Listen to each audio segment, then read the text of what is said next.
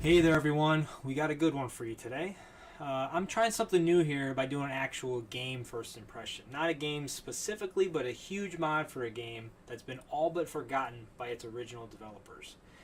The game is, of course, Test Drive Unlimited, and the mod is Test Drive Unlimited Platinum. But for all of you, those of you unfamiliar with the original Test Drive Unlimited, Test Drive Unlimited was released in 2006. It was developed by Eden Games and published by Atari. It was released on the Xbox 360, PS2, PSP, and Windows PC. Notably, not the PS3, which is kind of strange. At its core, it's a sandbox racing game with over 125 cars, dozens of challenges, and about 1,000 miles of open road for you to explore. You can buy houses, collect cars, win races, and most importantly, build up your wardrobe with the latest designer clothing.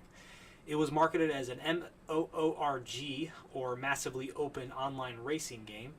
The online aspect has been officially shut down for many years now, but when it was live, it offered a lot of great features that had never really been done before. You can openly challenge others to a race in the open world, attempt other players' challenges, and join clubs. You can buy and sell your cars to other players and organize group events as well. Some of my personal best memories of this game are just the times I met up with other players and we'd cruise the coastline. We'd stop and take pictures and just chat and hang out. Not really race or anything competitive. We'd just chill in cars we'd probably never be able to afford in real life in a place that most of us would probably never visit. The game received lukewarm reception and eventually garnered a sequel, Test Drive Unlimited 2. Long after the game had been forgotten and abandoned by its creators, the modding community kept it alive and thriving, bringing us to Test Drive Unlimited Platinum. This recently released mod pack introduces over 880 vehicles, new physics, updated textures, new radio stations, and much, much more. Being a huge fan of the original game, I decided to try out this awesome mod and give my first impressions of it. So let's check it out. And as you can see here, all the really awesome people who worked on it. Basically, to get started, you need a copy of Test Drive Unlimited for the PC. You can't buy it anywhere online, like Steam or GOG or anything like that. So, I had to personally board a ship to get it. I do own a copy on Xbox. There's really no other way that I know of to get it unless you find it out there in a store somewhere. Considering that even if you did buy the game secondhand or a new in-box copy somewhere, the developers who made it wouldn't see a penny of it. So, use your own judgment, and then once you do that, you download this torrent here for the mod. The mod's way bigger than the actual game itself. So installation is pretty easy. You just you find your installation folder for Test Drive Unlimited. It's usually defaults under Program Files, Atari, and then Test Drive Unlimited. And then you go over here. This is the unzipped folder for Test Drive Unlimited Platinum. You take the Test Drive Unlimited folder, you drag and you drop it over on top of this folder here. It'll ask you if you want to overwrite. You say yes. Bada boom, you're done. That's all you gotta do. In order to start the game, you need to launch from this exe file, TDU Project Paradise Launcher.exe. It's located in your installation folder.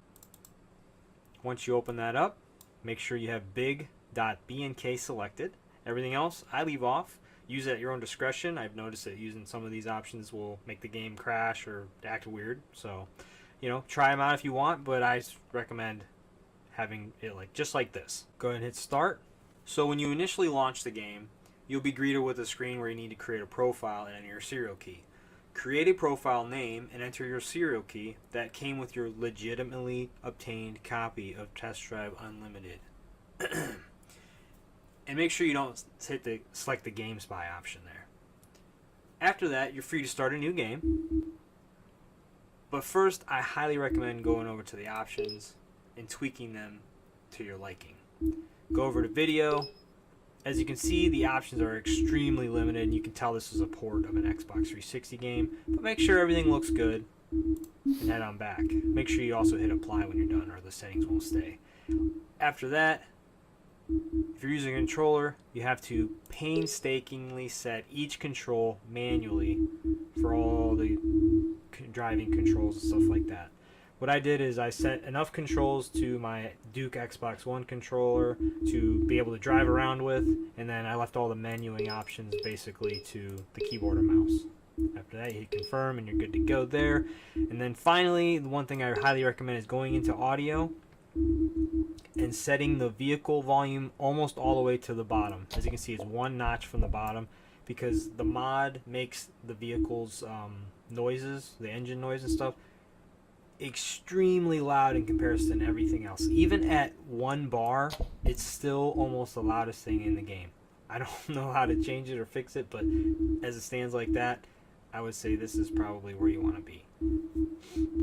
So hit confirm there and you're good. Everything else, it's kind of at your own discretion. If you need to change the language or there's some difficulty controls and stuff like that you can mess with there. Online obviously isn't a thing, but yeah. And once you do there, you're good to go start a new game. I'm not going to spoil the fun and cheesiness of the intro. It's pretty quick and painless, but enjoy it for yourself. This is mostly a review of the mod itself and not the core game. There are plenty of those on YouTube if you are strictly interested in the original 2006 title and how it plays. Integration of the mod into the game is pretty seamless at first glance. You'll only notice a few quirks here and there, but I believe the Platinum crew did an amazing job. It's very hard to determine which cars are added and which are part of the original title. Only a trained eye can tell some things like brake calipers that don't belong, but for the most part it looks pretty good. Not all the game's car models are equal, like the Honda NSX is pretty bad, but nothing offensively bad. The music added is great, albeit copyrighted, so I won't go too much into that. I haven't played the original title in probably 10 years, so the improved physics are lost on me. The game feels okay, not Gran Turismo realistic, but not Need for Speed arcadey either. If I go off the road or hit someone, it feels like my fault and not because I'm struggling with the game's controls, so no complaints there.